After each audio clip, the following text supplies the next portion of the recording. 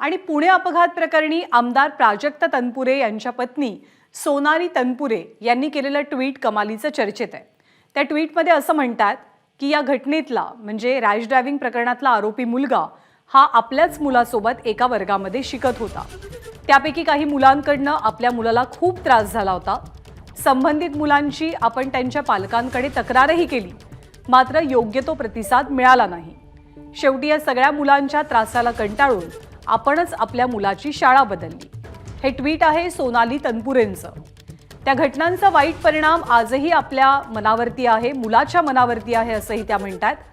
वाईट प्रवृत्ती असलेल्या मुलांची दखल जर वेळीच घेतली गेली असती तर असा भयंकर गुन्हा कदाचित घडला नसता असंही तनपुरे म्हणाल्यात। त्यांनी आपल्या ट्विटमध्ये कोणत्या बाबी प्रामुख्याने नमूद केल्यात ते सुद्धा आपण पाहूया।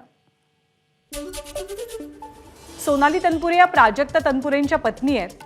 त्या आपल्या ट्विटमध्ये म्हणतात की या घटनेतला मुलगा हा माझ्या मुलासोबतच एका वर्गात शिकत होता। त्यापैकी काही मुलांकडनं माझ्या मुलाला खूप त्रास झालेला।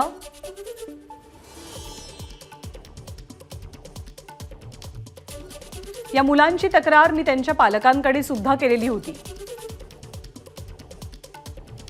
मात्र त्याला योग्य प्रतिसाद मिळालेला नाही।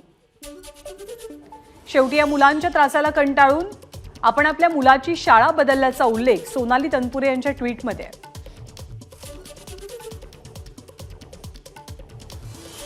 त्या पुढे असेही म्हणतात की त्या घटनांचा वाईट परिणाम आजही आपल्या मुलाच्या मनावर कायम आहे। वाईट प्रवृत्ती असलेल्या मुलांची दखल वेळीच घेतली गेली असती तर असा भयंकर गुन्हा कदाचित घडला नसता। त्या दिवशी झालेल्या अपघातात सुशिक्षित तरुण तरुणीचा निष्पाप बळी गेला।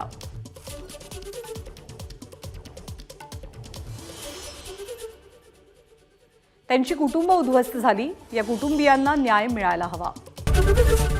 एबीपी माझा, उघडा डोळे बघा नीट।